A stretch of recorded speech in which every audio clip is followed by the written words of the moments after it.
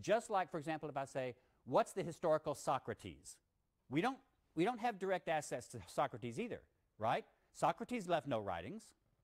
All we know about Socrates are mainly the things that either Plato, his disciples, said about him, or Xenophon, another of his disciples, said about him, and a few other things. And you know what? Plato and Xenophon don't give the same picture of Socrates. So figuring out who is the historical Socrates is also a difficult historical question that historians debate about. So that's the one thing, is just using typical historical data. So for example, if I say, we're going to talk about George Washington, and we're going to talk about the George Washington of history, the George Washington that historians will come up with, that's a different George Washington than, say, let's talk about the George Washington of popular American piety. The George Washington of popular American piety threw $1 across the Potomac. No historian believes that George Washington threw $1 across the Potomac, at least not Mount Vernon. If you've been to Mount Vernon, you know that's a superhuman feat. Historians, in popular American piety, George Washington, as a little boy, chopped down the cherry tree, and when his father got onto him, he said, "I cannot tell a lie, Father, it is I." That's a George Washington. It's the George Washington of American popular tradition. And it's important to know about that, about George Washington. No historian believes that George Washington as a child actually chopped down the cherry tree and that happened. And mainly because we actually found the preacher who made up the story for a sermon. It made a good sermon point. Remember my motto? What's the motto of the class? De omnibus dubitandum, especially when you're listening to preachers or professors. So the historical Jesus is not the same thing as the theological Jesus. So that's one point to remember. This is another theoretical issue. And this is very confusing for some people when you first start thinking about it. We often use the word history in two different ways in common English. We often use the word history to refer simply to stuff in the past. So, for example, the Civil War is historical. That just means it happened in the past. That's one way of using the word history, but it's kind of a sloppy way. Because if I want to say the history of the Civil War, I'm not really talking in that case of the whole Civil War, right? A historical account of the Civil War is a narrative that will be constructed by a historian to represent a story about whatever happened in the past. But it can't replicate the past, right? In order to replicate the Civil War, you would have to actually have the full, 4 years? Wasn't it 4 years? However long the Civil War took to fight, you would have to have that amount of time, because every tiny detail, every action, every person, every word, every letter, everything anybody said, every tiny battle, every ant that crawled over a decomposing corpse is part of the past of the Civil War.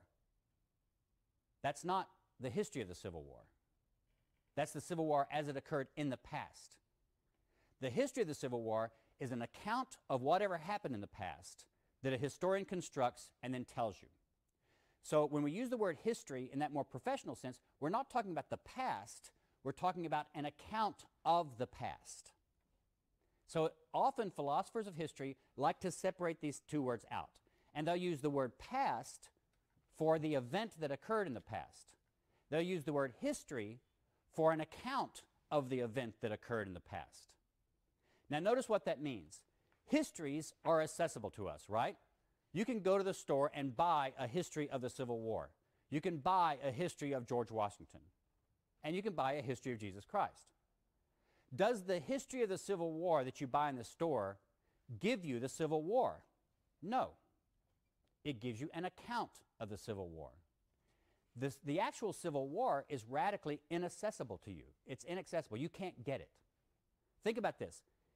How would you actually recover the actual past of the Civil War? How would you do it? Let's say you can't travel in time like in TV. Let's just say that hypothetically. Does the Civil War exist somewhere in space where the light that it emitted from it is still flying off in the universe somewhere? And if you could, faster than the speed of light, fly out to that thing, you could actually experience the Civil War as it actually happened? Well, maybe theoretically, but for any of us sitting here in this room, that's not possible, is it? In other words, this is a radical thought to some people, but the past no longer exists for you and me.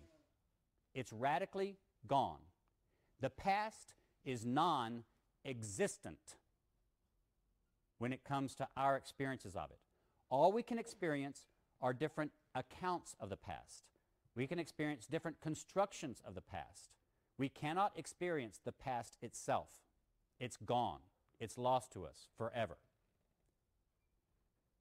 That means the historical Jesus, as Jesus actually existed in history, is inaccessible to you. You will not find him. You cannot find him. You will never find him. What you can do is using the trades, the tricks of the trade of modern historiography, you can play by the rules of modern historiography, and you can construct a historical Jesus. That means a Jesus of Nazareth constructed using the same kinds of historical tools as historians would use to construct the historical George Washington, the historical Socrates, the historical Plato, the historical Abraham Lincoln. That's a construction, though. So those theoretical points are very important because when I talk about the historical Jesus, you cannot think, like most popular people think, that what I'm talking about is the real Jesus, the Jesus as he really was, or certainly not the Jesus of Christian faith. What I'm giving you is an account of Jesus that modern historians construct using the typical tools of modern historiography. That's a lot of theoretical philosophy of history stuff that I tried to boil down in straightforward language. Is there any question or comments about that before I go on? All that stuff is necessary, though, because people, especially when they turn to objects of faith, that you start asking historical questions, people's minds start turning into mud. All right, now let's just jump right in. What could we say about the historical Jesus as historians? Today I can't give you the whole thing. If you want the whole thing, all the answers to life, well, I won't give you cooking recipes and that kind of thing, but if you want all the answers to historical Jesus stuff as it comes from the expert moi, you can take my seminar in the fall that I'll be teaching on the historical Jesus. A whole semester just on the historical Jesus question. So I'll do that in the fall. I'm going to give you in the next 20 minutes a little version of sort of the results. I'll show you some of the results that I would say about the historical Jesus, and I'd also say that Bart Ehrman, the author of your textbook, will agree with most of this in his chapter in your textbook. If you want more of that, Bart Ehrman has a book on the historical Jesus called, I think it's called Jesus of Nazareth or Apocalyptic Prophet of a New Millennium. It's also published by Oxford Press. It's several years old. But he and I agree to a great extent about this sort of thing. So if you want more of this, you can look at Bart's book, and it'll pretty much agree with a lot of the stuff that I'm going to say. Or you can take my seminar next fall. So here are some things that I think we can agree about, most historians might agree about, the historical Jesus. And then I'll tell you how we got there. So we're going to talk about first some results and then some methodology. First, the sign on the cross. Does anybody remember what the sign on the cross when Jesus is crucified says? Pardon? Say it again. Jesus of Nazareth, King of the Jews. Anybody else? What did you say? Not here lies, but there's one verse that says, this is Jesus of Nazareth. And it's because the four different Gospels have slightly different wording. But they all have something version of Jesus of Nazareth, King of the Jews, which is, of course, why you sometimes see this abbreviated from the Latin, right?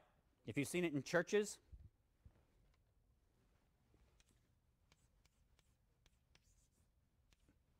Henry, have you ever seen that on a cross or something like that in a church? Jesus of Nazareth in Latin, Rex, King Judaeorum of the Jews. So that, notice how though it's slightly different. Let's look, if you've got your Bibles, it's Mark 15:26. If you've got a parallel version, I'm going to be looking at Throckmorton because it has the synoptic parallels. It's Throckmorton, paragraph 249. But somebody put your finger on Mark 15:26. It's also Matthew 27:37. It's also Luke 23:38.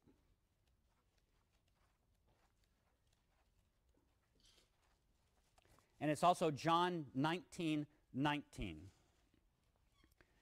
Now in Mark 15:26 it says, the inscription of the charge against him read, the King of the Jews. That's it. Then it goes on about this stuff. Look over right next to it on Matthew. It says, over his head they put the charge against him and said, this is Jesus, the King of the Jews. So it's slightly different. Luke 23, what did I say?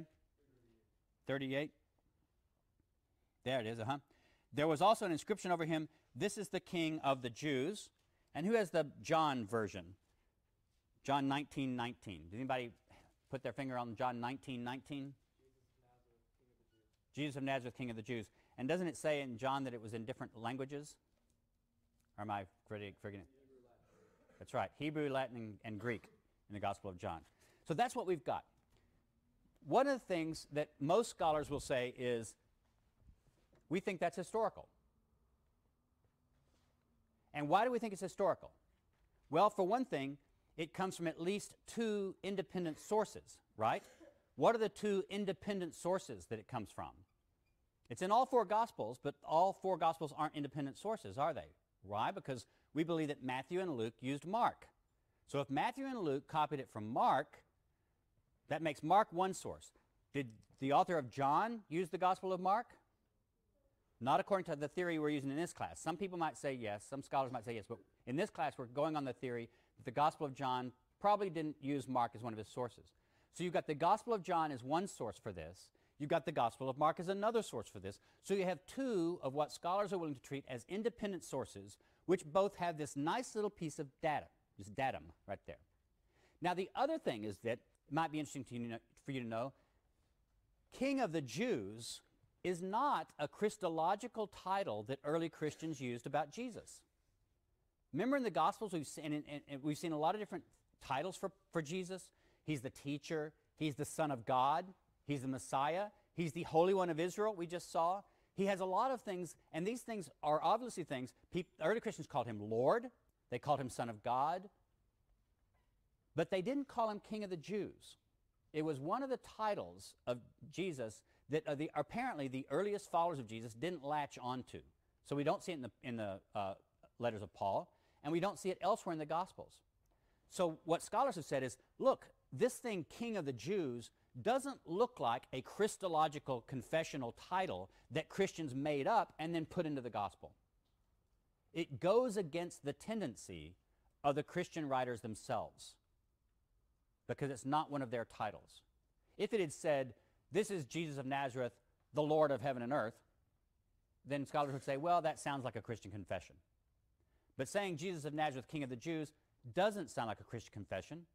So it goes against the tendency of the writers themselves, and we say, well, maybe then it's historical. Maybe it's a little glimpse of history sitting in there. So that's one thing. The sign on the cross, most scholars say that's historical. Now I'll talk about why that's important. It's a very small detail, but it could be very important. Yes, sir?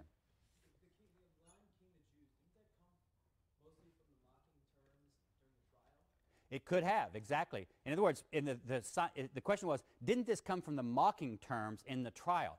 That's exactly right. The Christians, if you notice, it's the people who are mocking Jesus who call him King of the Jews. And so why, this is not something that the Christian writers want to invent and then put in the story. Exactly, that supports that point. So that is a nice little detail. One other thing that scholars often say may well be historical. Jesus was baptized by John the Baptist. Now notice why would scholars say this is historical? Well, there's not complete agreement about how it happened. There's the Gospel of John doesn't exactly tell you about the baptism of Jesus by John, but it has Jesus and his disciples also baptized in the Jordan, and it has Jesus very much connected to John the Baptist in the beginning of its Gospel. The other Gospels do have Jesus baptized by John. But notice how the story goes along. All of the writers who have the Gospel of John, who have Jesus baptized by John the Baptist, they have Jesus come to John the Baptist, and they say, I want to be baptized. And John the Baptist says, oh, no, I shouldn't baptize you. You're the big kahuna. You're bigger than I am. I should, I'm not worthy to untie your sandals. So I should be baptized by you. I shouldn't be baptizing you.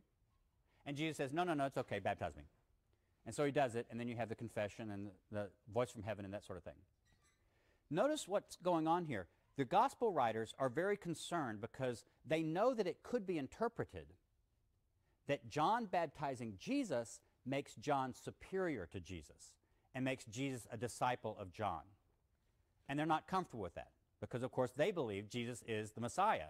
And so he's therefore superior to John the Baptist. And John the Baptist was just a prophet or a precursor to Jesus.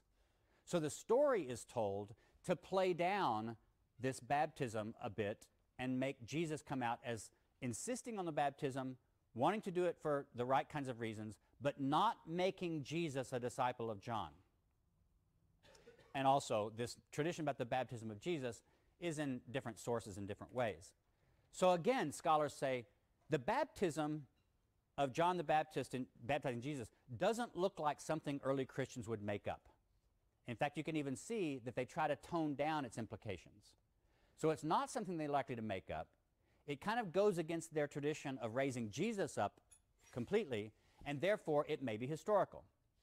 Notice what we've got then. We've got two very small details that a lot of scholars would say probably are historical because they seem to be witnessed by more than one source, and they also seem to go against the theological tendency of the documents in which they're found.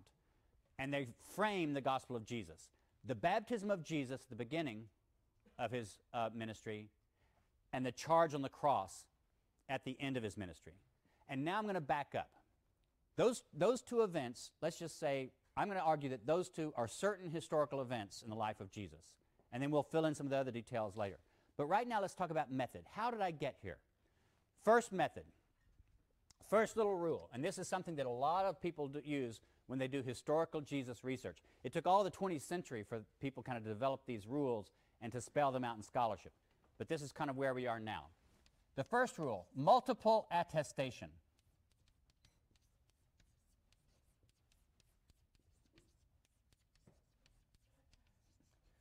That means when you have more than one independent source that has a saying or an event about Jesus, you tend to give it a little more weight.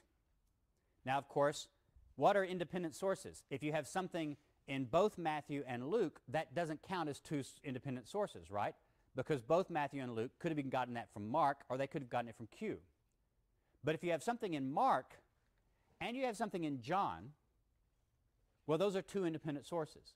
If you also have something in the Gospel of Thomas, then most of us scholars would say, well, some people say the Gospel of Thomas may have known the other Gospels, but most of us would say we're going to treat him as an independent source because he's not verbatim quoting the other Gospels most of the time. So if you have an event or a saying that occurs in Mark and John and Q, or in Thomas, those are three independent sources. What if it also occurs in Paul's letters? There's another independent source. As we'll see that there are some places where Paul gives us a little clue about something.